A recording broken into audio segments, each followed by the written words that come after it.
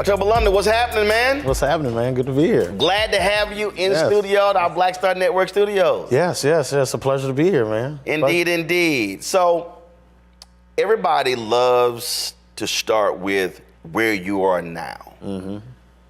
But that's not the journey. How did you get here to this point? It's a long story, but to shorten it up, I mean, I've been doing music for 20 years. I think this year actually marks, or last year was the 20th year anniversary that I've been really pounding the pavement. But grew up in South Bend, Indiana. Home of Notre Dame. The whole thing. A lot of people ask, like, what do y'all have there? Just corn? I'm like, no. University of Notre Dame. Skylar Diggins came out of South Bend as well. Great WNBA player. But yeah, I mean, I started from just ground roots. My dad played guitar. But I never got to see that. I wasn't around yet. But yeah, it just all started from South Bend. Just traveling, trying to find my way, doing shows in little bars and stuff like that. So yeah. I mean, was it like a lot of people starting in church, or was it just? And were you? In your developmental years, was music always around you? Yeah. Were your folks playing music, stuff like that? Absolutely. They'd have parties down in the basement. Even when at my aunt and uncle's house, they'd be everybody would gather around piano, play, and just sing. So I was always listening to music. Always listening to Marvin Gaye in the backseat, listening to the Isley Brothers and Frankie Beverly and Mays. Obviously, rest in peace, Frankie Beverly. Mm-hmm. I got to meet him before he passed. So see, the thing that what you just said right there about sitting in the back seat and listening. My wife and I raised 6 of my nieces. Mm-hmm. And I would tell them, they get mad at me because I play my music loud. And Uncle Roland, turn it down. And I'm like, no, take your earbuds out. Yeah. And I think I just believe that the problem today is that we're so individualized that a next generation is not listening to the music that we listen to. Right. That also helps to form those musical tastes. So if I'm playing music, I'll go from so many different genres. And folks are like, dude, you listen to all of that? Because I listen to Teddy Pendergrass, the OJs, Marvin Gaye, the Temptations, Bobby Blue Bland, B.B. King, music that my parents listened to, and I had the benefit of that as well. I think that is just so important, and if it doesn't happen, I mean, to me, that's a problem if you're growing up and you're not exposed to that. Absolutely. I always expose my son. My son is 8, and I listen to everything. And and I'm a multi-genre artist, so he's like, oh, what do you listen to here? Who's this? Now he can pinpoint, like, all right, who is this? Now you can say, oh, that's Sade. Good. Who is this? It sounds like Marvin Gaye. It's exactly what it is. And then going to his new age artists. He's an EDM fan, like DJ Marshmello, all that kind of stuff, but just showing him where all this music came from first. Right, because Foundation. You can't build a house without a foundation. And that's just what it is. Now he's listening to everything, and his palette is opened up to so many genres. So, Yep. I mean, that was. I had a brother. He worked here, and I played a video from George Lopez golf tournament of Smokey Robinson. Okay. He had no idea. And I went off. I was like, whoa. When you say you never heard of Smokey Robinson, wow, are you out of your mind? Yeah, that's crazy. You ain't never heard of Smokey Robinson. We were somewhere else, and I ain't gonna say no names. Anthony, who didn't know who Jeffrey Osborne was. Wow. He almost got stabbed. And I'm like, dog. Like, come on, you got to know this. Right, and that's just my thing. And so whenever I'm talking with millennials or Gen Z, I'm like, listen, I'm gonna need y'all to learn who folks are. So when you hear it, you understand that music. It absolutely drives me crazy. Right. Folks are like, oh man, that's how you old school do. I'm like, no. It's like as Uncle Charlie says, you could be old school and new school. Yeah, that's right. And even when this album, my first album came out, Rebirth of Marvin, talking to a lot of people and certain people being like, well, who's Marvin? Who's this Marvin? The rebirth of himself? Is he Marvin? Like, I was like, well, you're joking, right? No, Like you don't really know, even in the comments, like on Instagram, like who's this Marvin dude? I'm like, I go to their page, like, how old are you? Right, like, right. Are you serious? It's Marvin Gaye, and then his catalog started seeing more people go to his, you know, that energy and that attention towards his. So I was happy about that. So, you know, and now I have a great relationship with the Marvin estate and all that kind of stuff. So. It drives me crazy. Yeah. Because as you know, I love music. I played in the band when I was in elementary school, in junior high school, one semester in high school, which that's all of my dad. He pulled me out of the band. He was like, no, he said, you ain't here for that. Yeah. He said, y'all practicing too late. Yeah. I was like it literally went from a conversation about practicing late to he'll turn his uniform in the morning. I'm like, yo, what the hell just happened? I'm like, how we get to this point? Right. But he was like, yeah, he ain't here for that. He's like, you here for school of communications, you ain't here for this. Right. I'm like, you know I can do both. I mean, I can kind of do both. That's right. But that, I mean, so just, you know, when you talk about the foundation, Jeffrey Osborne said something. He talked about the strings and the use of orchestra. And he said how so many artists today are not utilizing those, you know, those different techniques and how that makes such a difference in the sound of music. And I'll be listening to a lot of songs and I'm hearing the orchestra and seeing the role that it played. Absolutely. So when you're listening to music, how do you listen? I listen to it kind of just like how you're doing it. Like I take certain sounds out. I don't know how I don't know how to do it, but I'm not only listening to the track, I'm listening to the artist, and then after I listen to that, and I put on my headphones, and I can hear, like you said, the strings, and this hi-hat, and then I mix and master and engineer my own work. So then I'm also like listening to, oh, that hi-hat sounds a little hot. That hi-hat sounds a little this. He could have had a little bit more bass in that. So I just analyze everything, and I'm taking it apart in front of my own eyes, like just taking apart everything, and the artist, and then his harmonies and everything. So. You know, because I don't even listen to my own self a lot, because then I'll just analyze and analyze and analyze. I like to do it for, you know, other artists. That way I'm having fun with it. So I was driving. And I'm always listening to music, and I was on. I had a Periscope or something going. Yeah. And I started breaking down the song. It was "I'm a Fool." So you had the CeeLo version, you had Alice Smith version, and what was crazy is that if you listen to the CeeLo version. The snare drum is a light tap. Listen to Alice Smith's version, it's heavy. It's heavy. Completely changes the song. Now, granted, he's a man, she's a woman, and how they're singing. But listen to that. So I'm in the car driving. I'm like, okay, I need y'all to listen to this here. I said, y'all, listen to the difference. And folks were like, dang, I ain't never noticed. But it literally changes both songs just how the drummer is playing. Really? And they thought I was like tripping. Nut. I said, no, I'm telling y'all. I'm like, listen to this. Wow. And they was like, why are you doing? I said, because it jumped out at me. Wow. Like her song, it totally just completely changes the song, how the drummer is playing that snare drum on that down. Really? I didn't notice that. Now I got to go back. See, I got to analyze that song now too. But or like Luther's "For You to Love." Okay. The finger snap. Okay. So again, I was on Instagram one night. I'm playing it, and I was I think it was during COVID, and I was like, all right, y'all. I said, I'm gonna tell y'all what changes this whole song: the finger snap. So then, what's crazy is Lisa Fisher loves me to death. She's on the Instagram Live, and so here I am. Talking about this song and how the finger snap totally changes the song, and she's on Instagram commenting on how they recorded the song. That's amazing, dude.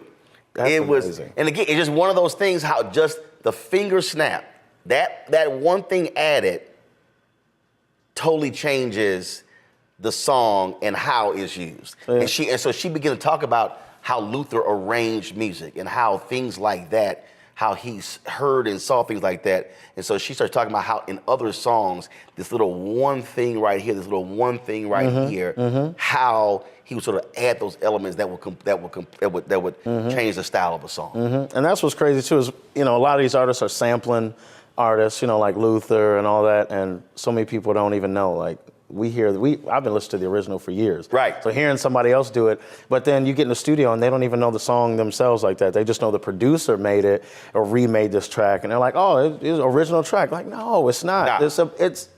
It kills me how many artists I'm in studio with that they don't even know. They don't know that, look, this is the body of work that made all this happen. Right. So, and then you mentioned Instagram Live. I love Live because I can make tracks right there on Live. I always play, exclusive tracks all the time. So, it's good.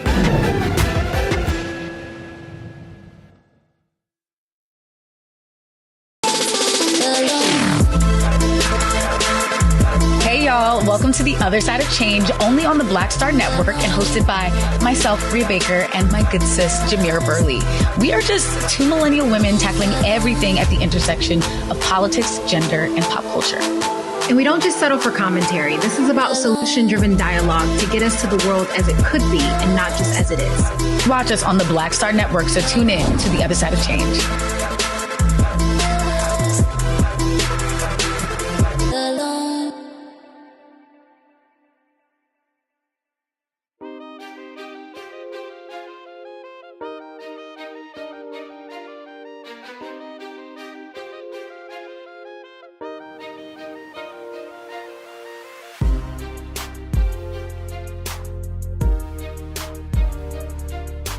Well, see, I think that's also the difference between being a student of the craft. Exactly. As opposed to studying. Just, all right, I'm just an artist. Yep, No. Studying. Right. Yep, that's right. And a lot of labels, they don't even let you do that. They just want you to do what they want you to do. And that's why I'm just so happy to be on Death Row as well. So let me tell you about that. So I was literally parked across the street. I'm driving in, and so I'm listening to music, and I'm live. And so if folks, I was like, oh my God, dangerous. I was like, y'all, it's no different when you're talking on the phone. I'm like, I'm not looking at the doggone phone, but I'm playing music and I'm talking while I'm driving. So one day I'm talking, and I said, I start breaking down what I call oh shit music. And I lay out, I said, oh shit music. I said, when that song, I said, you feel that song. Absolutely. And I said, it hits you in a certain way and makes you go, oh shit. So Snoop jumps on. Oh shit. He jumps on, Yeah. and he's like, that's what I'm trying to do with Def Jam. So I bring him in. So he starts talking about that's what he wanted to do with with Death Row. And folks were like, you trying to make all shit music with Death? They're thinking rap. Yeah. So 18 months later, I think Melba Moore posted a video on Instagram of you in the studio. Okay. There was a video coming soon. And I'm listening to it, and I said, that's what Snoop was talking about. And then the rebirth of Marvin dropped. Yep, that's right. Yeah. And I totally, but it was hilarious because he said, I want to make that type of music that hits you and makes you feel it. Yeah, exactly. And I think that's what he had in mind since we met. We met in 2016. And he was always just, and I'm meeting him. I'm like, okay, we're gonna listen to rap music all the time. That dude listens to more old school R&B than me probably, and I listen to a lot of it. So getting this major artist like Snoop to be like, yeah, you're gonna be the flagship of Death Row Records is crazy. Because I'm like, okay. When he got the call, I was in the room. He was sealing the deal. It's done, and I was like, man, congratulations. I got me a drink. He rolled up, and we were sitting there talking, and I was like, oh man, I can't imagine how many rappers you're gonna have on this label. What's gonna be? He was like, I'm not doing that. I'm like, what do you mean? Like, that's Death Row, Tupac, Suge, the whole look. And he's just like, no, you're gonna be the flagship for it. You're gonna do it first. And I'm like, you try. Well, hold up. I'm R&B. Like, right. This Death Row's not an R&B. He said it is now.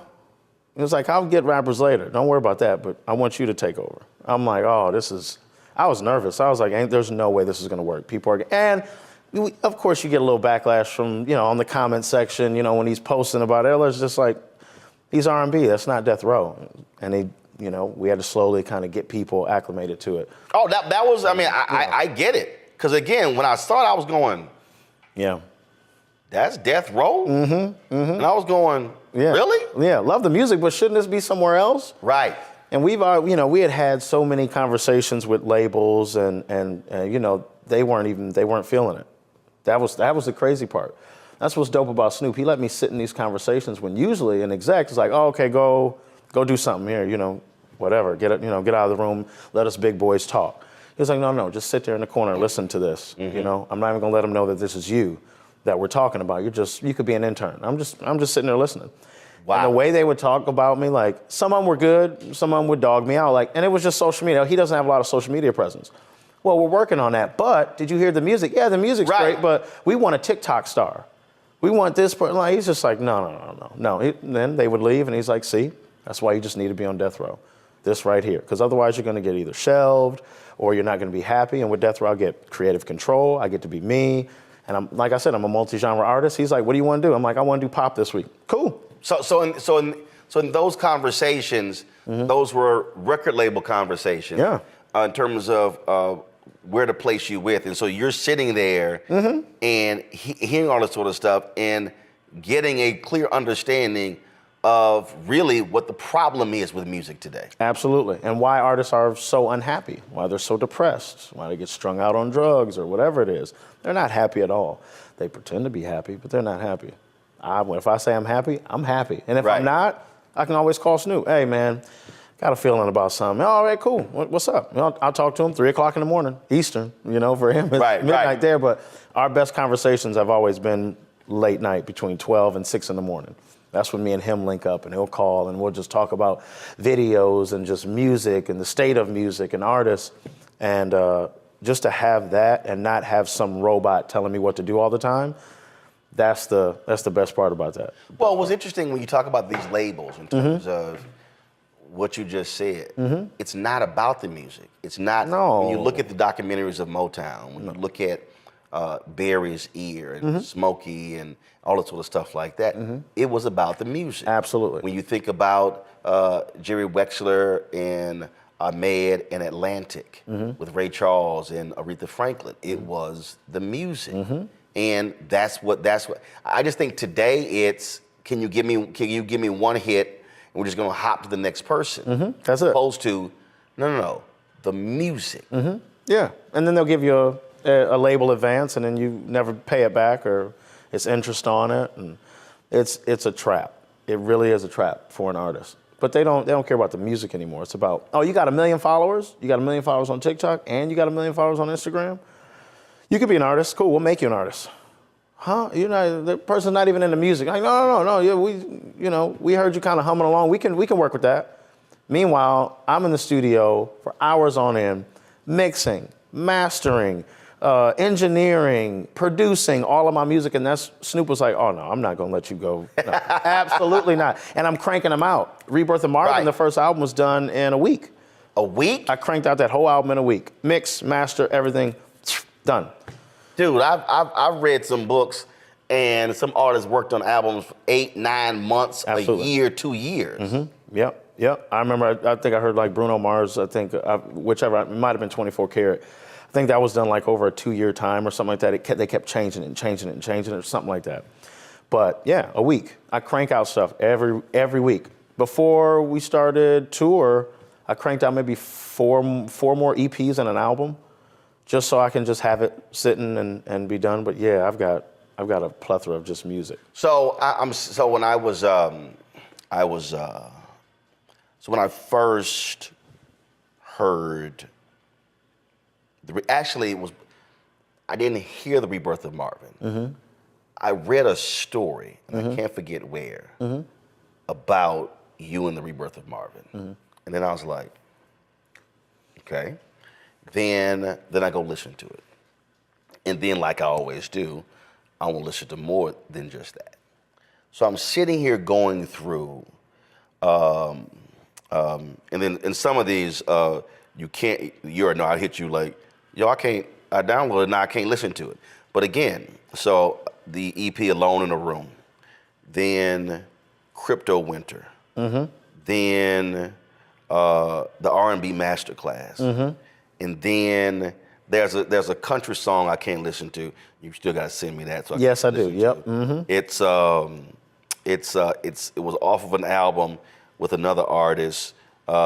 Still Waters called Florida Life. Oh yeah. So I'm literally going through all these albums, and I'm sitting here and I'm going, okay, Florida Life, that's the country song. Mm-hmm.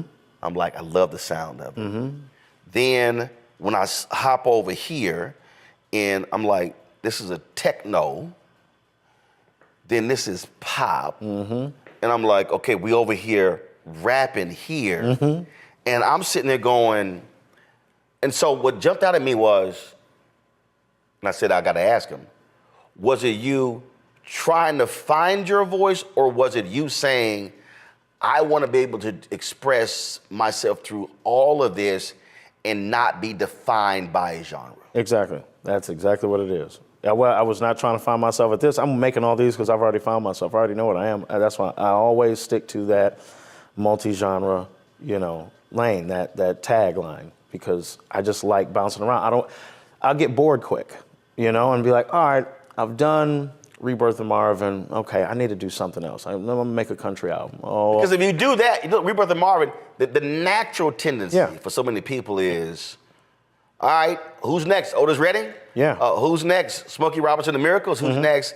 And I think when Solo did their album, and they had some old school doo-wop on there, they also had A Change Is Gonna Come.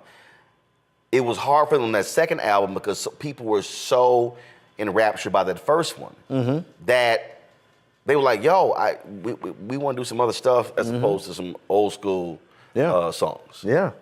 I just enjoy being me. And like I keep saying, being on a label where I can be me, it's really refreshing, because I would be stuck. I'd be stuck in a really bad position if that's, under any other label. So I just like creating music from what I feel. I may wake up and want to do a reggaeton album, but knowing that I can do it, right, and I can put it out, and not just be like, all right, I did it, I got it out of my system, time to get back to work, do another Rebirth of Marvin, do something else. Like, no, I actually can make something and put it out, like me and Still Waters. And Still Waters and Trip Cambridge are the same person. You know what I'm saying? He just has his alter ego. Like, I got my alter ego. My country alter ego is Sam Nash. So, and I do that in a way so that way, if I do a show, right, and it's like, you come see October London, you're not going to get Sam Nash. Right. Then you don't know, it might be just all R&B fans, and they're like, I don't want to hear this country. Right. So then I'm like, all right, if I want to do Sam Nash, which we're going to start touring, I think, this year, then it's Sam Nash, in Nashville, Sam Nash in Alabama. You're not going to get any, Rebirth of Marvin, although I'm thinking about making a country version of Back to Your Place. Thinking about doing that, which would be crazy. See, well, as you're describing that, I think Kirk Whalum is not my number one favorite artist. Amazing saxophonist. Played with Luther, played with Whitney. I mean, he's played with different people.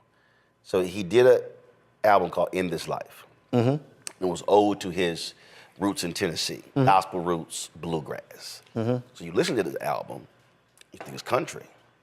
And it was his worst-selling album with that label. And his fans were upset. They're like, dog, what is this? What's up with this country album you're doing? But it's an amazing album. I mean, it's just amazing album. And I knew it. I knew when I talked to Kurt, I knew folk were not gonna like it. And he said, man, fans just hated it. He said, but out of all of them, it's my favorite one. And typically, when I interview an artist, typically their favorite is always the least favorite of the fans. But they couldn't just embrace that he had smooth jazz on it. But you also had this amazing country sound of men and women on as well. Deeply emotional album. And it has to be difficult as an artist for you wanting to express multiple facets of you and the audience not just listen to it and give it a shot. Right. Yeah, even when I was in Nashville doing tour for October London, obviously, there were people in Nashville that were mad I didn't do Sam Nash, and I'm like, well, I can't. I can, but I don't want to risk it. There's 90% October London fans and 10%. I can't do it. I don't want to risk it. So that's why you just separate your fan base and say, all right, cool. Now if you come see Sam Nash, you're coming to hear country music. Right. You know, and if you come see October London, then and then I have my EDM, you know, alter ego and all that. So you're getting these people without getting mad. That's why from the beginning, I'm like, just to let everybody know I'm a multi-genre artist. And then going on Instagram and doing a live and being like, okay, let me play you these R&B records. Now you want me to play some new stuff? Okay, this is country, bam. And then you'll see maybe 20 people leave the chat. Right. Cool. Fine by me. Oh, these people, they trip out. So when I'm playing country music on my live, man, what the hell is this? And I'm going, country music, you know, black people created that too. And I'm sitting there going, like, what are you talking about? I mean, the reality is, I'm like, if you actually study music, I said, what's born out of the Mississippi Delta? I said, and then it's like right now, and I saw Snoop sign Tonio Armani. With the Southern Soul sound. Yeah. Okay, so perfect example. Now all of a sudden, folks are going crazy about Boots on the Ground and about 803 Fresh and Tonio's Help Me Find My Draws and all different sounds. And so I'm going back and forth online, and it was a trip because people like, Roland, no, they say this is country. I'm like, no, it's not. And I'm like, Southern Soul is not blues. It's not soul. It's not R&B. No, it's not bluegrass. It's not country. It's not bluegrass. Right. I said, now, when you hear it, it has elements of all of it. Absolutely. And what was crazy, I was playing in Hootie and the Blowfish's Money After the Masters tournament. And it's mostly white folks. We're in South Carolina. I put on King George. All these white folks knew. Wow. Dude, I'm playing all this Southern Soul music, and they're like, I need that playlist. Oh my God, I haven't heard that one. And I'm like, that's what you don't understand. These are white folks who listen to country music, but they hear that because it's also trail ride. And I'm always trying to get black people to understand that, yo, brothers in LA and Houston are different than other parts of the country. But you gotta realize, rural blacks, that's a whole different deal. You go to Louisiana, they listen to Zydeco in rural Louisiana. It's second line in New Orleans. Not the same. So you're putting me on. You're putting me on to stuff. I love that. It's so, and it's just like, and now because with King George blowing up, now all these other cats are now doing the Southern Soul. That's where all these line dances are coming from. So now you got young folks with, you know, where the fans at, that's 803 Fresh, because King George, when he dropped, it opened up folks' palate and accepted, and his Keep On Rolling, his Friday Night, gave these new cats opportunity. So now all of a sudden, you're now seeing all these young cats doing Southern Soul. That's why I'm like, where the fans at come from? Out of nowhere, I was just like, whoa. Yeah, and in fact, I saw an interview with him and I got it. He hated the song. Really? And what's crazy was he gave an interview where he said he went to his first trail ride and they had fans out, and then he went to another one and he was talking to this dude. He's like, yo, man, where the fans at? That became the main hook to that song. Insane. I had no idea. And all of a sudden, like I hit, and then of course me, always thinking business, I said, I hit him on DM, I said, bruh, are you selling your own fans? Oh. I said, your song is blowing up. Sell your own fans. Sell your own fans. Don't have other folk making millions, because everybody and mama are buying now the clap or clack fans. It's everywhere now. That was smart. That was very, very smart. He was like, bro, appreciate that. I said, right? Just like Uncle Charlie was selling his hats, back of the room sales. I said, bro, sell your own fans. I said, don't sit here and just let other folk profit off of your song. I said, now sell all around that song. He was like, good looking out. That's smart. That's smart marketing, though. But that's literally how that developed. So now all of a sudden, you now got R&B stations playing the song. I was in Houston when I heard Kenny Wayne's Ride Like a Cowboy, because it was Zydeco, which Zydeco has a country element. I said country element because it's got the xylophone, it's got it's got the washboard. That's rural. I heard that on Magic 102 R&B station. Jeez. It's just moving fast, too. Yes. And then what's crazy, because now it's all these not even line dances, it's forcing the clubs to move them damn sections out. Oh. And bring the dance floor back. dance floor back, yeah. Because everybody else are just sitting around and doing all that. Now it's like, oh, we want this. Somebody asked me when I was doing my country, they were like, you need to have a line dance. Bruh. You got to. It's huge. It's huge right now. It is, now it's line dance classes, and boom, what happened? Where the fans at? Boots on the ground? On Good Morning America. Dudes teaching the line dance on Good Morning America. Oh, it's out of here. That's how, and so, but I'm like, I was on trying to explain to people, I'm like, yo, that's actually Southern soul. Southern that's soul. a whole, I got roped in one, this during COVID, bro. Because I've listened to other Southern soul. Because when you go back to Mel Waiters, Hole in the Wall, Marvin Cease, that's all Southern soul. It's not blues, it's Southern soul. Man, one night, why did I type in Google the top 100 Southern soul songs? Oh. Dog, I was there for 5 hours. Just like, listening to this song. That was this one song by a sister. I could not find the recording anywhere. But I found her singing it live on YouTube.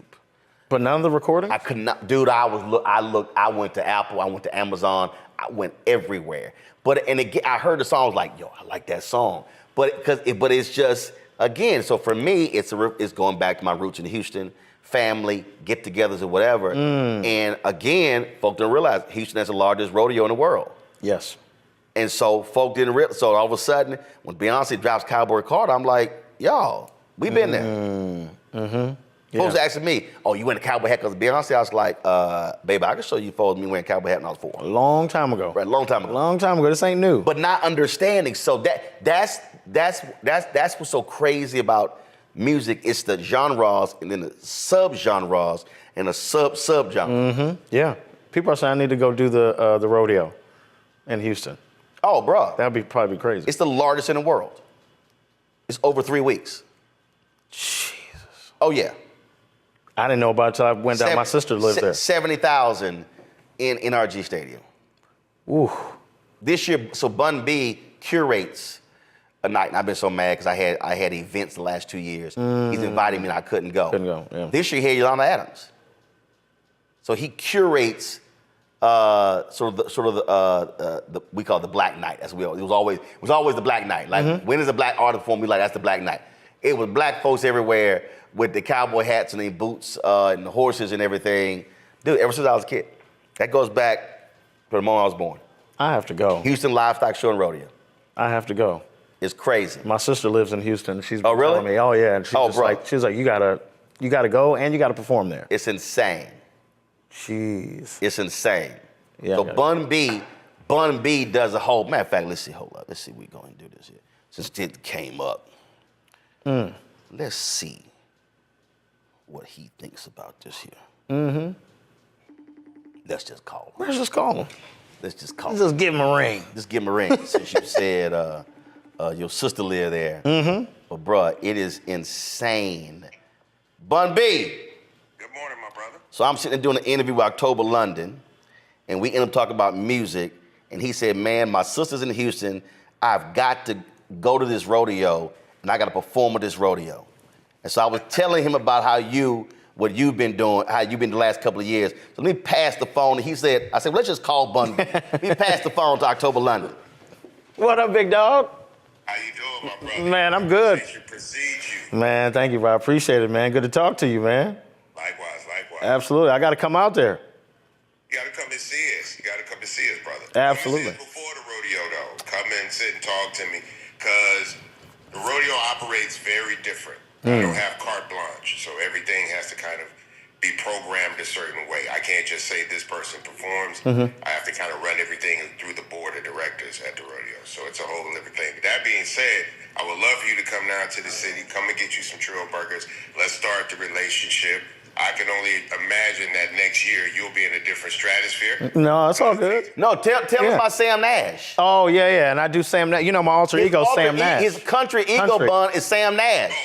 Oh, wow. Oh, yeah, so I do it all. But I'm in Houston during tour. I'm on tour right now, so I'm in Houston. I got to check what the date is on that, but I'm in Houston coming up. Absolutely. So. Roland, could you connect us? I'll connect y'all. Yeah, for sure. Absolutely. All right, I got you. All right, bud. Man, it's a pleasure. Thank you, Roland. All right, brother, appreciate it. All right. Peace. See, it's that simple. Just that simple, man. Just that simple. Just be like, you know what? Let's just give him a call. I mean, since we here. Yeah, I know. I do that sometimes. You know, like, hey, you know what? I need something. Let me call Charlie Wilson real quick. Let me There get you him go. up, you know? Except Charlie's problem is he changed his number because he keep losing his phone. Dude. I got 6 phone numbers for Uncle Charlie. And so I just stopped keeping up. So I just call his wife's phone. Bingo. Or I call Michael. You have to, because he don't know what he's doing on that phone. He literally loses his phone and he thinks I got to get me a whole new number. Man. I'm like, no, Charlie, you know if you lose a phone, you can keep the same You number. keep the same number. You don't have to keep changing it I up. got more numbers that's how Aretha Franklin was. Really? Dog. I'm like, Aretha, I got 5 numbers for you. She hit me one time, it was 1 o'clock in the morning. I was like, who the hell's calling me from 248 at 1 o'clock in the morning? And I got to get up at 4 because I was doing my morning show. And I answer, Roland, Aretha, oh, you would kill them tonight on TV.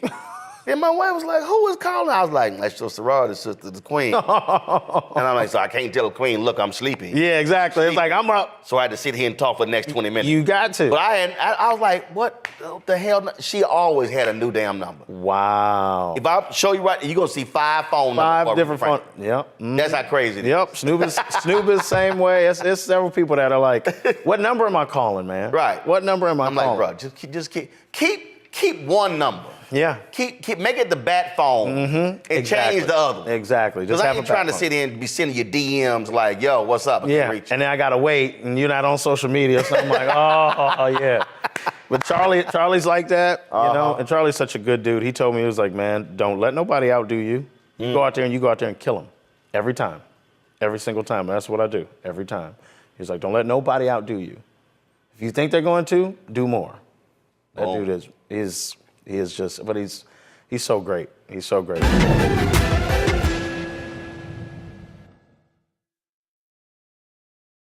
Hello, I'm Isaac Hayes III, founder and CEO of Fanbase. And right now we're accepting investors in our $17 million round to revolutionize the future of social media. Today, for just $399, you can own 60 shares of stock in Fanbase at $665 a share. Go to startengine.com/fanbase and invest today. While the big platforms have grown too massive and disconnected from their users, Fanbase is building a platform where creators and users truly come first. We've already raised $4.8 million from everyday investors who believe in this vision, and now you can join them.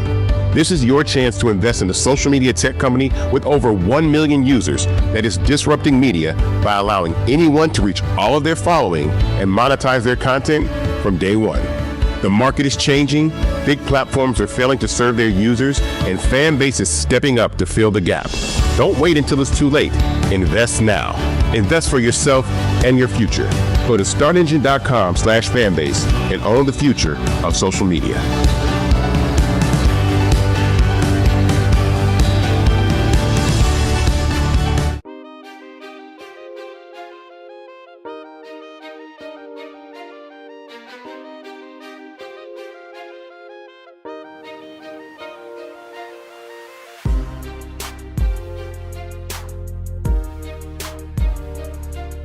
But what I love, and like he said, old school, new school.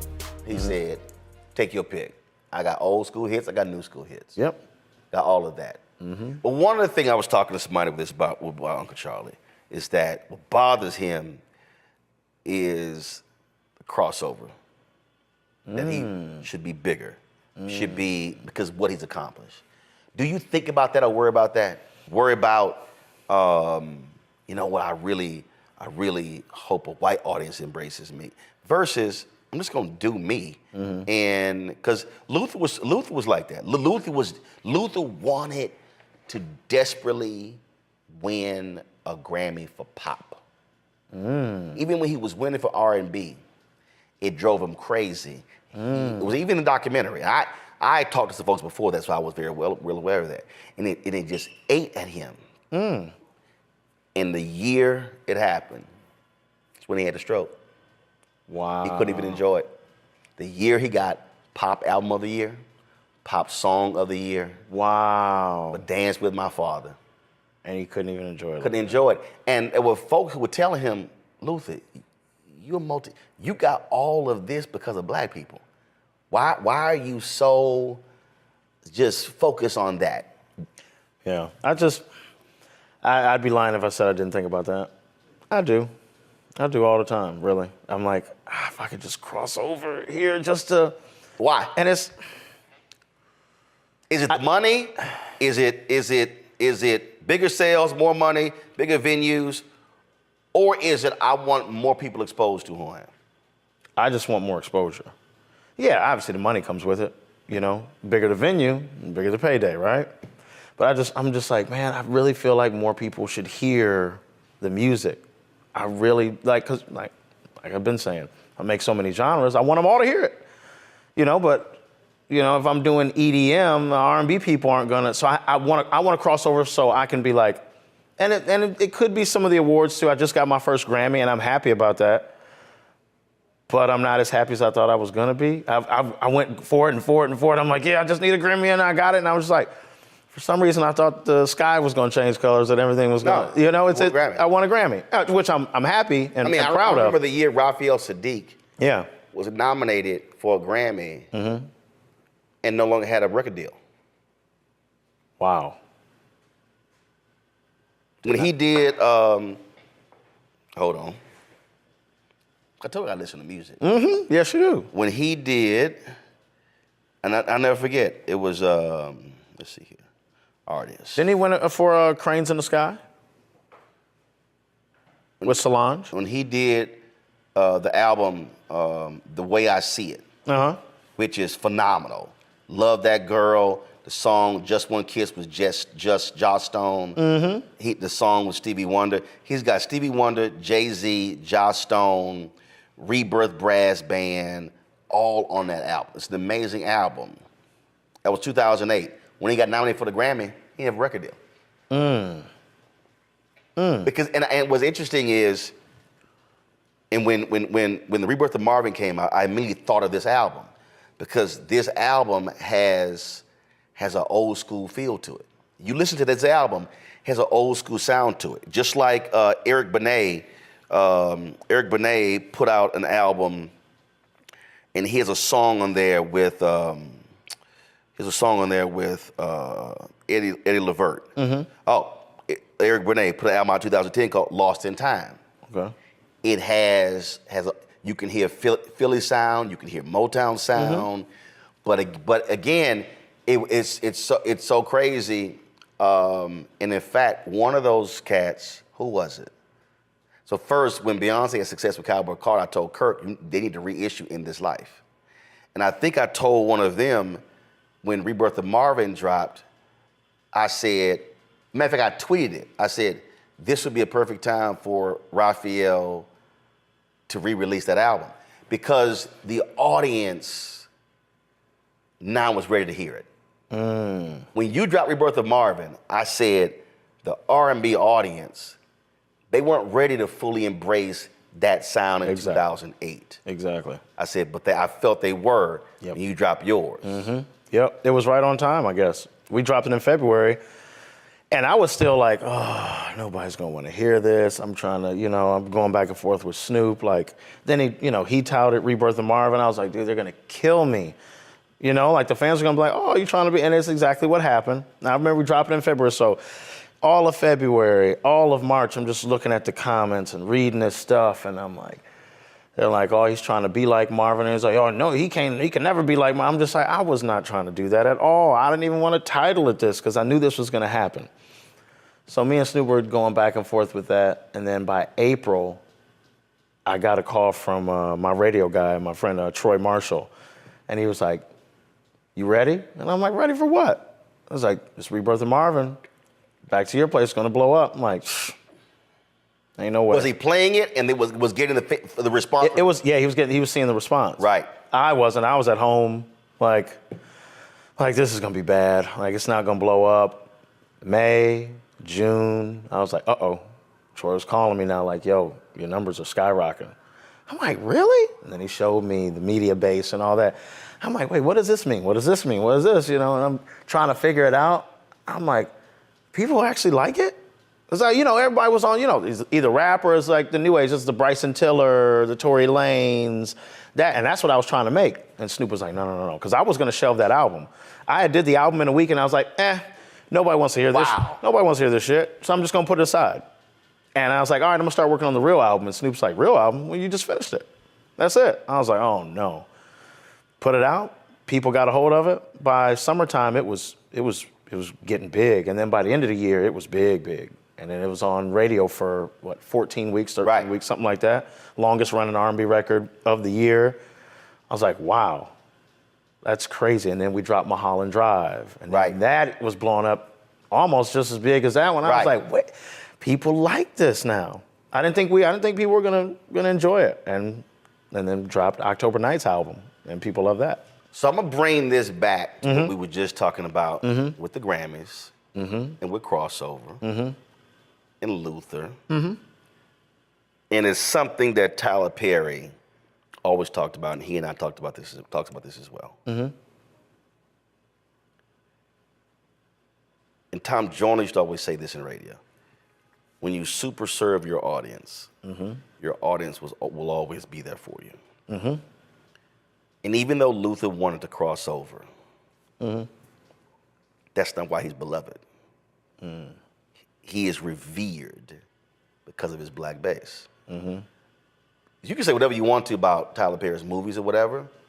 His audience gonna rock with him, and it's going that he drop an Amazon Prime movie, it's gonna be #1. A Netflix movie is going to be number one. And I think what that says is, if the audience here says, we got you, that's who you rock with. And if the other folk don't get it, that's on them. But I think that if someone takes this audience for granted, trying to chase this audience, you end up with no audience. Yeah, can't chase an audience. You gotta let them kind of get a hold of you, and that's I'm trying my best to, not look at it that way. I think it's just me just wanting the other. It sounds crazy even saying it. The other artists in me to get there. I just feel like I just want that. I want that radio presence now, and I want for this artist. It's almost like a friend, having that. Even Tripper Still Waters, like he has his own market, and I'm pushing for him. Like, let's go get this, because I know he's got a different market over here. So here's how I see. Trevor Jackson and I had this conversation. Same thing, because Trevor is very much like you, and like he wants to put out. He's like, man, I got this, and then acting, whatever. And I remember what I said to him was, I said, you got to do you. But the other thing though, what jumps out is, the reality is, if you keep killing it with October London, you're actually in a better position to introduce them to absolutely. And so at the end of the day, I guess the example I say this to when a young person comes up to me, go, I want to do all of it. I said, you can't do all of it. You go, what do you mean? You do all of it. I said, I do all of it today. But I had to pick a door to walk through. You got to. And then when I walked through that door, there were 2 doors behind there.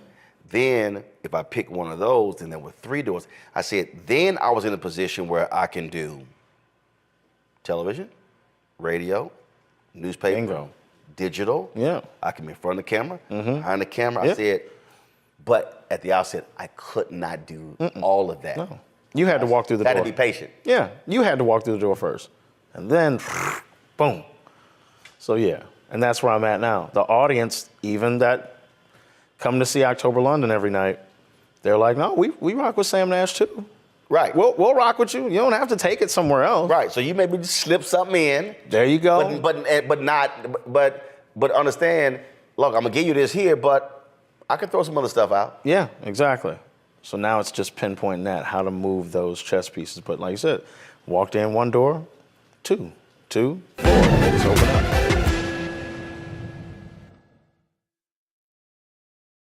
What's up, y'all? Look, Fanbase is more than a platform. It's a movement to empower creators, offering a unique opportunity for everyday people to invest in Black-owned tech, infrastructure, and help shape the future of social media.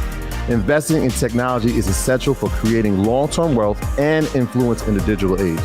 The Black community must not only consume tech, we must own it. Discover how equity crowdfunding can serve as a powerful tool for funding Black businesses, allowing entrepreneurs to raise capital directly through their community through the Jobs Act.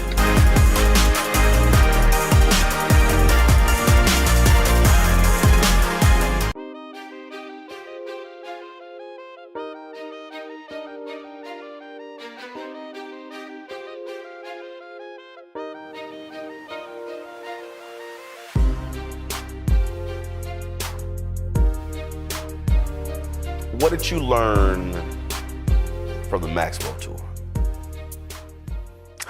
Because you on tour Maxwell. Yeah, that was insane. And it was also Selena. It was also Jasmine Sullivan. Sorry, Jasmine Sullivan. Yeah. Jasmine Sullivan. Yeah. I was crazy. So I'm in DC. I'm in the concert, and I couldn't tell if I was at a Maxwell concert or a Jasmine Sullivan concert. Yo, they were rocking with her so hard. I'm talking about reciting every lyric. Yeah. Now, mind you, I've heard Jasmine Sullivan. I haven't really listened to Jasmine Sullivan. And the crazy thing, I'm backstage coming to see you before you go out. And there's some dancers in the hallway, and 3 people on this side. She was there. I was like, hey, how y'all doing? I just kept walking, and the folks sort of looked like that's all he gave us. I knew that was her. I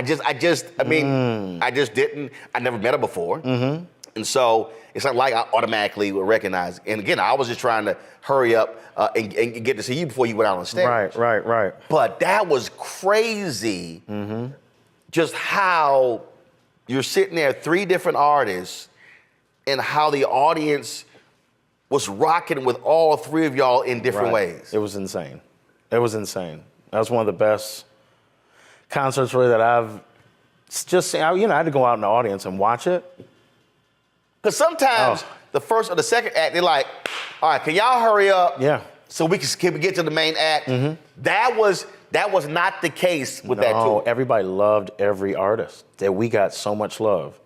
But what I learned on that tour is that sitting there watching Maxwell and being like, so if you be faithful to your audience and you take care of them, they'll always come see you, just like you just said. Because he didn't do the album for 8 years. No. It was 8 years. That's insane. And he's come back and have still people, Right.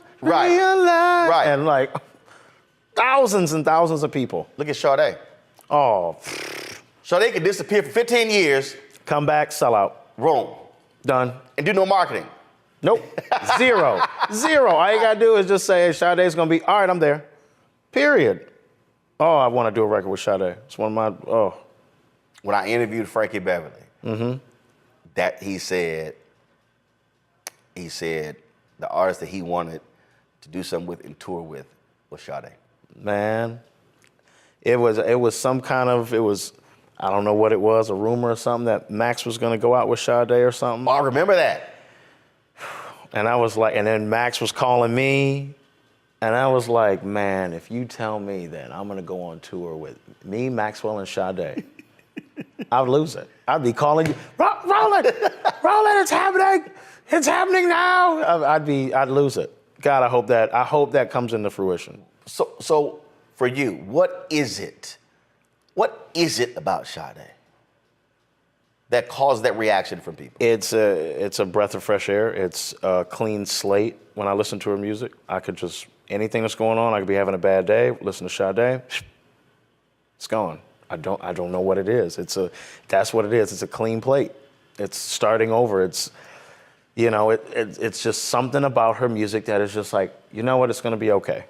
It's gonna be all right. I had a tough day today. Let me just listen to that, pour some of my bourbon, light me up a cigar. Everything is done. Everything's done. That's how I feel when I listen to Sade's music. I also think it's because she disappears. She doesn't oversaturate. Serious. Yeah. She's not. I don't think she's on social. She's not posting stuff. No, she's just chill. She just disappears, and when she reappears, it's like she never left. Yep. Yeah. She doesn't sit you down and say, okay, I cooked this meal. Now tomorrow we're gonna go check out this other restaurant. And then maybe in the afternoon we can check out, no, here's your meal, I'm gonna go ahead and leave you to it. I'll see you in a bit. When it's done and you've realized this food was amazing, and I'll come back and be like, you want some more? You want some dessert? That's how it is. And then she feeds you, and then you don't hear from her for 8 years. 8 years. And you like, that was a great meal. Is your sister gonna call me back? Yeah, right. I want another meal. Ghost. Yeah, you want to eat the same meal, and it's just like, now you're fiending for it. You're fiending for it. I was with Donnie Simpson a couple days ago, and he has this segment where we play a song, and something that inspires him, something that inspires me, and I played Sade, Cherish the Day. And, he was just like, okay, I get it. I think he played Lisa Stansfield, and I love Lisa Stansfield. So Sade just does something for a lot of people.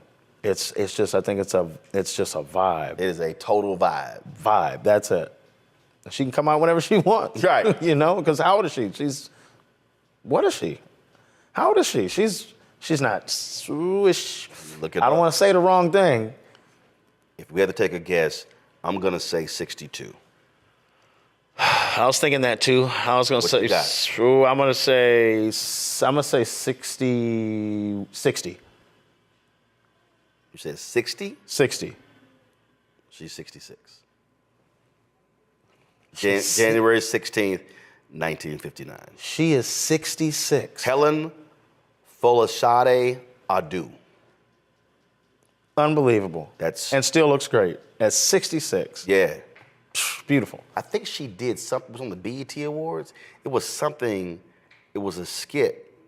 And I was like. With Wanda Sykes, long time ago. No, it was Recent? It was recent. I swear I saw it on one of those, and I was like, damn, Sade. Like, Still look good. I was like, She eating her vegetables. You know what I'm saying?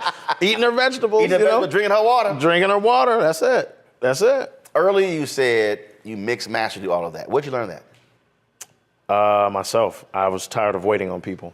I'm like Self-taught? yes. I just was like, okay, I just have to sit here and try to figure it out. What age? 16. 16, I started on Fruity Loops, FL Studios. Started working on that, started producing, learned how to produce. Then as I was learning how to produce, then I was like, well, these hi-hats are too hard, the bass is too hard. Let me try to figure that out. And I was like, oh, okay, sounds better. Now the track gets better. Okay, and then I started singing, putting vocals on track. And I was like, oh, well, these parts are too hot, these parts are too low. And next thing you know, I was learning how to just even the sound out. And the next thing you know, I was just mixing it. And then my mixing was, I listened to a mix that I did 10 years ago, and I'm like, ugh, that wasn't mixed good, but it worked at that time. Yeah, but it was 10 years ago. That was 10 years ago. Now Now it's like, right. I'll mix something, take it to the big boys, and they're like, what do you need? I'm like, I just want an extra mix. It's like, dude, it sounds amazing. Who mixed it? And they're naming mixers. And I'm like, me. It's like, what? Who's gonna master it? I'm like, me. I'm like, I don't wait on anybody. Snoop loves that about me. I'm like, he's like, okay, we need this done, this done, this done. Cool, all right, I'll be back, give me an hour. I'll be right back. I'm gonna go pour me a drink, make a song, boop, done. He's like, all right, we're gonna get it mixed. I'm like, oh, don't worry about that, I'll do it. Oh, you know how to mix. Just chill, I got Like, you. I ain't mixing drinks. I'm mixing songs. I'm gonna mix the songs. He's like, all right. And then I'll send it to the other room, studio, the mothership. Bam. He's like, sounds good. And I'll be like, let me tweak that because the bass is too high in here. Let me go back in. I'll go back in the room, tweak it, send it right back. Done. Song's done, ready to put out. It's like, we can put this out now? Yep. When do you know not to tinker with it too much? Because you said people start changing stuff. Yeah. When do you know, no, That's it. And I'm thinking that's how Berry Gordy was. And then there was some song that Smokey put out. They put it out. They put it out, and it was out 3 weeks. And he called me at 3 o'clock in the morning. Was like, "I'm changing the whole song." And he made Smokey come out of the studio because he just it didn't feel right. But when do you know? No, that's it. And when do you tell yourself, "Don't touch it again"? When I get in the car and listen to it, car never lies. Car never lies. No matter what kind of car you're in, car never lies. So you don't want, your deal is forget hearing it in the studio, all these wonderful professional speakers. I need to hear it the way the audience is going to hear it. Bingo. That's it. I listen to it in the studio. You got these big, gigantic $100,000 speakers. Everybody rocking with a $100,000 speaker in no car. So it's like, all right, let me listen to it in here. If I can dial it in here, get it to where I need it to go to the car, and I'll play it in, and I'll go out to the car, parking lot of Snoop's. I'll listen to it, and it comes on, and it's too bright. Then that bass in there was drowning out that brightness. So now I got to go back and be like, oh, okay, tweak it, go back out. Everything sounds And even. are you literally taking Good. notes, or are you just taking notes? I'm just Got mentally it. taking notes, and I'm like, okay, cool. Volume for the mixing is always going to be, mastering ain't nothing but volume control. It's just making sure it's loud enough for, for sound, for radio. Right. Go back in, tweak it a little bit more, go back out to the car, it's done. And I just say, all right, that's it. I go to the next one, go to the next song, next song. Now all of them have to be fluid. Got it. Now all of that, now listen to the whole album front to back in the car. Wow. And then I'll be like, oh, that's great. Now some songs might be louder than others. That's just one tweak, get it to that So level. explain that. I've listened to some songs where I'll be listening, and all of a sudden, the volume goes up on the song. Then in the same song, the volume drops, and I'm in the car thinking I got my parking thing or my brake thing on. You know how your car automatically brings, and it's like some songs that happen. It actually drives me crazy. Yep. Just poor mastering. That's it. Somebody didn't listen to it all the way through, and just I always wondered that. Yeah, they just because didn't- I'm in the car like, why in the hell did my song, did the music go down? Yep. Then all of a sudden later it just comes up, goes back down. It drives me crazy. Yep, it's all master. Oh, well, yeah, no, I get it. It's just the master wasn't correct. It's something when it masters, I'll master like in bulk of the album, and it'll go through and alter the level and say this song's higher, so let's bring this down and this up, and then it'll kind of level it all out, and then you get a smooth sound, smooth.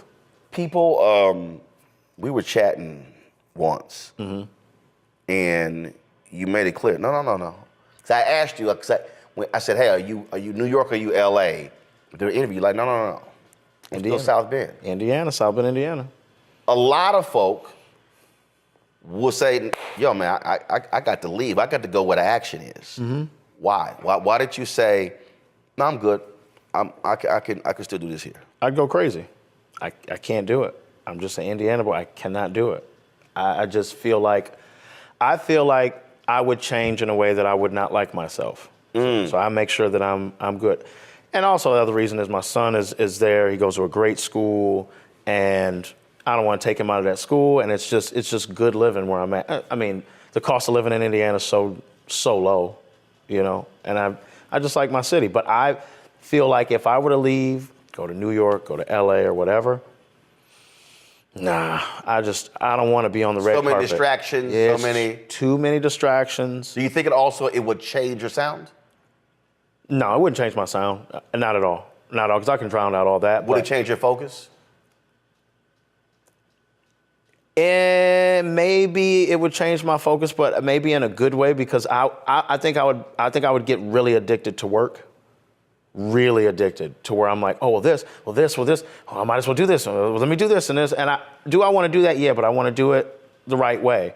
But I feel like in LA, I'd be trying to keep up with this guy, and I'd turn into a monster that I don't want to turn into. But you also said the whole red carpet thing, and that's always, we want you here and here and here and here and here. And a lot of people, they crave that. They want to be, they let the tabloids know when they're coming or showing up. Yeah. And I've been out there a little bit longer than what I need to be. I get that a little bit. I'd be like, maybe I should do this and have the cameras fast. And I'm like, all right, get out of that. Go home. And I'll go home. And I'll go sit in the bar at my parents' house. Me and my dad sit there, have us some tequila and some wine, and we just chill and talk. And then I'm back level. So I always just, as soon as tour's done, I can't wait to get back home. Can't wait. Even in the middle of the tour, like we stop in Chicago, we're off for like 3 days. I'm going home. I'm going to lay in my own bed. Right. I want to touch my coffee maker. I want to drive my cars that I paid for. Like I'm a car fanatic, so got a garage of those. So I want to drive those. How many cars? I have 2 now, 2 on the way. 2 on the way, but I usually have 4 or 5. Was it Rolls or Bentley? Well, I saw you. I had the Rolls, which I used in the video. Got it. Got rid of that, trade that in for a new Rolls-Royce Cullinan. That'll be in June. Ferrari SF90 will be here in June. I got a Lambo in the garage. I got a G-Wagon. See, here's the thing. I'm not a car person. Yeah? Bruh, I don't even, let me tell you how bad it is. Henry gets mad at me. I just got rid of my Navigator. Had it for 16 and a half years. I think I went a year, I ain't even washed it. I don't care. First off, you had a Navigator for 16? 16 and a half, I bought that bad. I was living in Chicago. I went home for Thanksgiving. My parents had a car that was like 100 and some odd thousand miles. So I said, listen, y'all give y'all car to my sister who needed a car. I'm gonna give y'all a Toyota Corolla. I'm gonna give y'all my Corolla. It's paid for. It had like 40,000 miles, y'all good. I did not want a car with Chicago license plates. I did not want to give them my Texas driver's license. So I went to Dallas, I have a house there. My parents now live there. Bought my Navigator and had it shipped to Chicago. Okay. And it's so fun, the cop pulled me over about 2 months ago. And he said, it took me a while to get all this because car hadn't been registered since 2012. Because I had to give him my driver's license, and I had to put some other, I didn't want Illinois plates, I didn't want Virginia plates, because I am from Houston. Got you. So 16 and a half years. I walk in, dude's like, so are we leasing? Nope. He said, we financing? Nope. He said, what are we doing? I said, we're gonna negotiate this number, I'll be back in 15 minutes. Went to the bank, got a cashier's check, there you go, pay for it. I ain't wanna, and so I'm not, the only car I've ever desired is the Dodge Viper. That's the only car. Really? The only car. I do not care. And when I say I do not care, you're just like, I literally do not care. I don't care if I drive anybody with me. I don't care if it ain't washed. I don't give a damn what you think. So I'm just trying to get point A to point B. Yo, it's getting me from here. I do not care. We gotta get you in a Bentley, man. A Bentley GT, oh man, that'd be you all day. Oh my God. It don't even. You're like, yeah, whatever. It don't even. That's crazy. When I got my Sprinter for the business, we travel. I had like a month, I went, wow, this is the first Mercedes I've ever owned. Okay. And if it was exactly what I then said, I said, and it was 100% tax deductible. Oh, absolutely. All my cars are under the business. Every car's under the business. No, oh yeah, you gotta do it right. But I was like, but I've never, other people, now if I see it, Porsche's nice, that's not, I can see that. But it does nothing to me. Wow, and for me, I might love cars more than I do music. I've always had that in me though. But if I see a new camera, oh, you're tech. Now I'm like, okay, what can I do with this? So for instance, like I'm sitting, and I'm always about multi-use. So your guys right now shooting with a DJ Osmo, and people are trying to get into the Osmo, and I hate the Osmo. What I hate the Osmo, because that's all it is. I can't do anything else with it. Now, what I would tell your guy, to get the DJI Action 5 and get the selfie stick, and now all of a sudden, I can now do a bunch of different stuff with that camera. I can sit that DJI Osmo down, I can take it off, I can attach, I can take it apart, I can extend it, I can now have a selfie stick, I can put it on a selfie stick on my golf cart as it walks with me and record my swing while I'm walking. I can't do that with the Osmo. You hear that, Chris? That's just sort of how I You hear that, Chris? That just sort of, so again, like literally, I was like, yeah, that's why I don't get the Osmo. I just, so you like tech? Yeah, that's But cars, I remember when I saw your Instagram post, I was like, oh, okay, that's nice. It just never done anything for me. Yeah, cars have always just been, since as a child, I just always, for Christmas, what do you want, Jared? I want a model car. I'd go to the store, go to CVS or Walgreens, whatever, and I'd get the little limos. I'd get, it was cars nothing. I didn't want action figures. I didn't want video game console. All I wanted was cars. Wow. That's it. And my Uncle Al would send me Mercedes. That's when I fell in love with the Gold Wing doors. I loved that. And it was like always like that. Oh, that beautiful car. That car is worth $2 million now. It's crazy. I wish if I'd have bought one then, or, as a teenager, 18 years old and bought it, well, I didn't have money like that, but I would have made $1 million off of that car. It's crazy. So I've just always been a car person. So that is if I can get in a car, listen to Sade, go get me a steak. I noticed a steak place by her too. Oh, of course, of course. Need me a steak. When did you start this? This is brand new. I teamed up with Mr. and Mrs. Bourbon. And we got a great product out of this. Like, they were working on all their whiskeys in Kentucky, and went and picked out a blend, and we waited it out and got just a beautiful product, man. And people are buying it like crazy right now. Especially we just knocked out the first show, handing out flyers with the QR codes, and it's smooth. It's smooth. Now, do you also have your own cigar? I'm with Placencia. I don't have my own cigar. It's coming though, and we're working on it right now. So I'm with Placencia Cigars, and it's going to be a great blend. It's going to be great. So because when you did your show in DC, you sort of had it set up like it was a speakeasy. Yeah. Oh, you'll see this one. This one's going to be kind of similar. Okay. A little bit different, but it's going to be on point. But absolutely, that's what I'm into: the bourbon and the cigars. But just being with the right company, Placencia is the biggest, in the world. So being with that and then having the bourbon to team up with, love it. And my dad loves it, because now we get to, because he got me into cigars. Okay. So, yeah. See, one, I'm allergic to smoke, so I would never smoke. Yeah. That's why I've ever interviewed Snoop. He can't smoke. Yeah. So that's gonna be a real tough interview. Yeah, real tough. Because I'm literally, it will close my throat up. Oof. It's knocked me off the air multiple times for the whole week. Yeah, I don't even play. If we playing golf and somebody smoking a cigar, I'm walking. I'll walk 18. I won't even be in the cart. Wow. Yeah, no, it messes me up. Wow. Now, I've never drank in my life. Wow. Never had a drink. My dad offered me some non-alcoholic beer. I still said no. I just never had any desire for alcohol. Well, that would have been bad anyway. I just never. My brother says, he's like, dude, your ass so crazy. He said, I don't even want to think about the idea. Because when I love partying. I'm a dance. D-Nice knows. Oh, yeah. You're a partier for sure.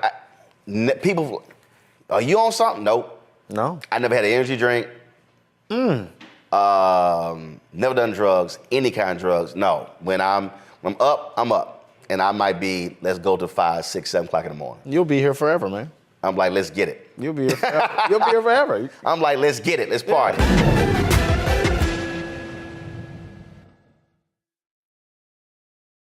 Hatred on the streets, a horrific scene, a white nationalist rally that descended into deadly violence. White people are losing their damn minds. As an angry pro-Trump mob storms the U.S. Capitol, we've seen shootings. We're about to see the rise of what I call white minority resistance. We have seen white folks in this country who simply cannot tolerate black folks voting. I think what we're seeing is the inevitable result of violent denial. This is part of American history. Every time that people of color have made progress, whether real or symbolic, there has been what Carol Anderson at Emory University calls white rage as a backlash. This is the rise of the Proud Boys and the Boogaloo Boys. America, there's going to be more of this. Here's all the Proud Boys, Dave. This country is getting increasingly racist in its behaviors and its attitudes because of the fear of white people. The fear that they're taking our jobs, they're taking our resources, they're taking our women. This is white fear.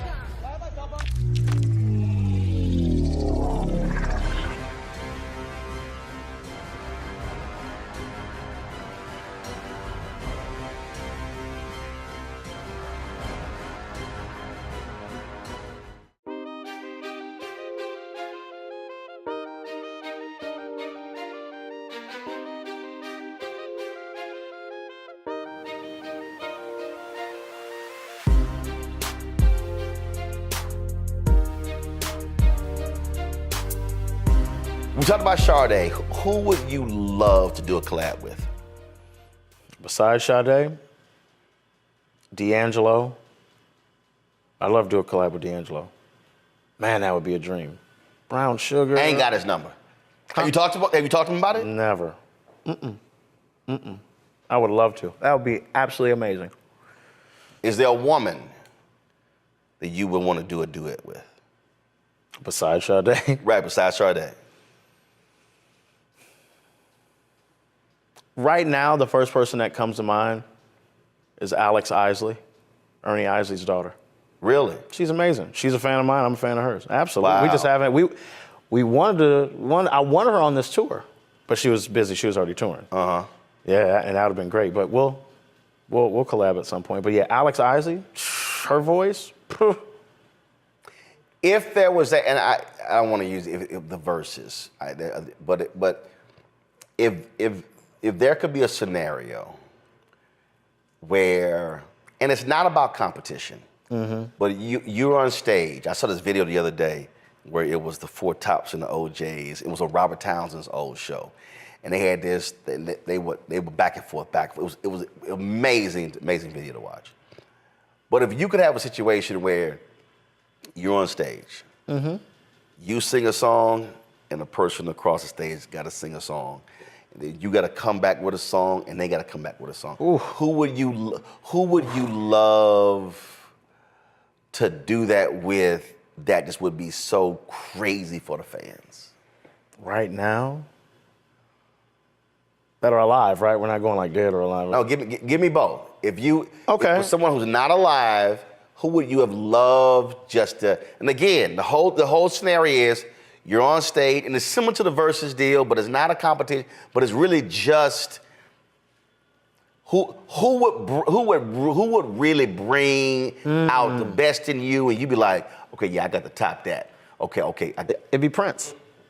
Because Prince, I feel like he could bounce around. See, I know, because earlier when you were talking, when I was talking about multiple genres, when I was going through on my phone, that's exactly what I thought about.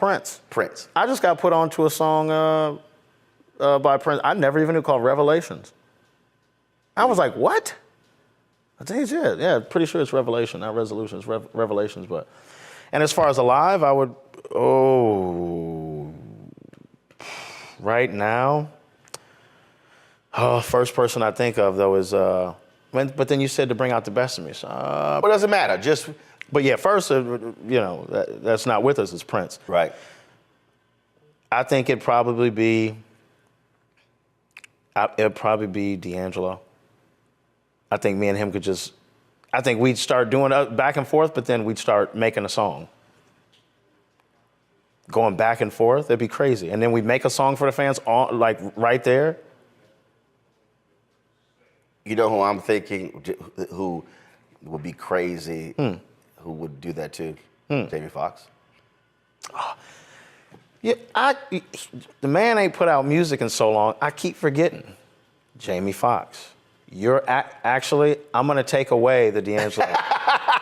I'm gonna take away D'Angelo. Jamie Foxx would bring the best, absolutely, because he's comedic, and that's perfect.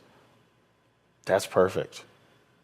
Because see, I've listened to a lot of his stuff that people don't talk about, and he's got some great.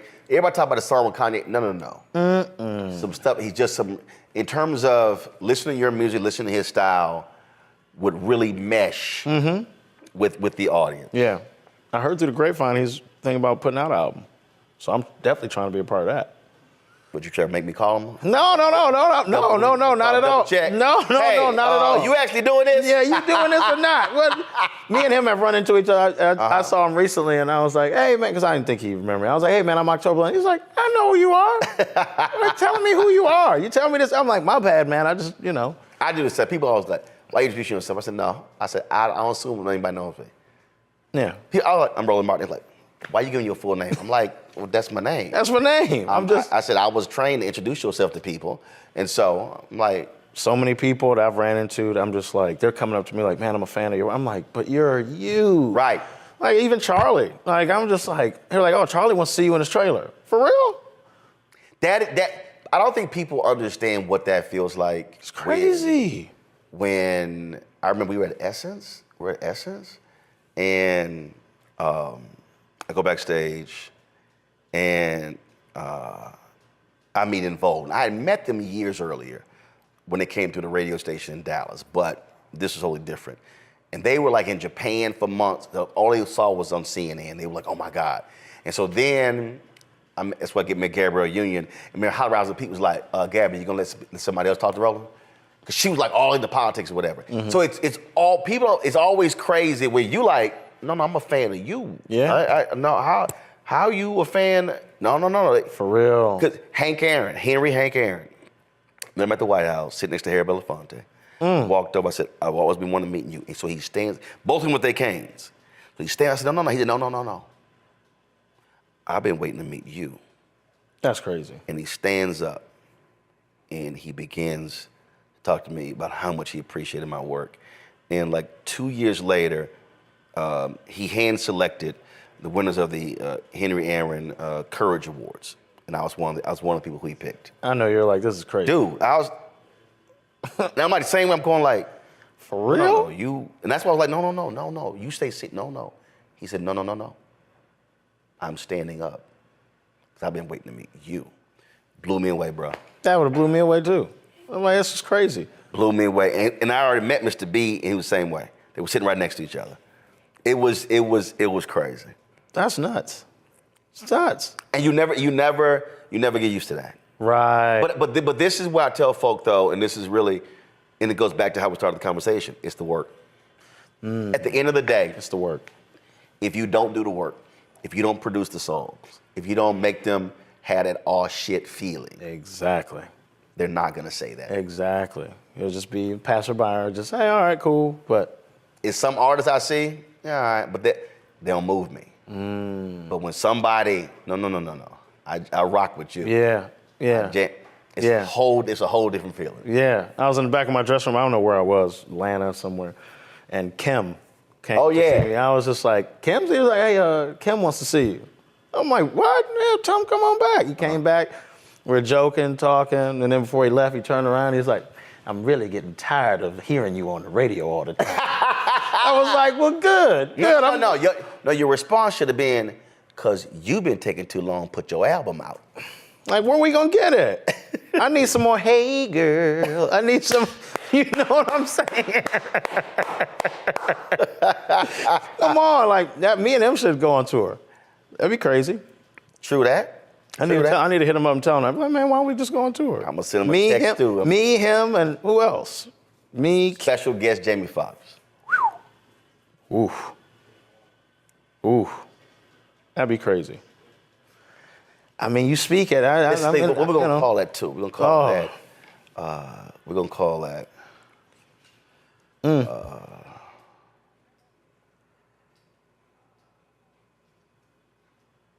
The Absolute Cool Tour. That's not bad. The Absolute Cool Tour. That's not bad, man. That's how me and you both will flag Kim and be like, hey. That's the Absolutely Cool Tour. That is absolutely cool. And then the three of y'all standing in front of blocks of ice. Okay. That just took something. Come on. I mean, by the looks of your set, I mean, you can do it. You know what I'm saying? Like Roland did the whole stage setup. He wanted ice, we got him ice. You know what I'm saying? We got it for him. We got it. Just have the bourbon next to the ice, we're all good. There you go. There it is. We have cranberry juice. There you go. Well, man, I appreciate it. Thank you, brother. Thanks for coming through and chopping it up. Thank you for having me. I appreciate you, man. All right. Always. Yes, sir. Mm-hmm. Yes, sir.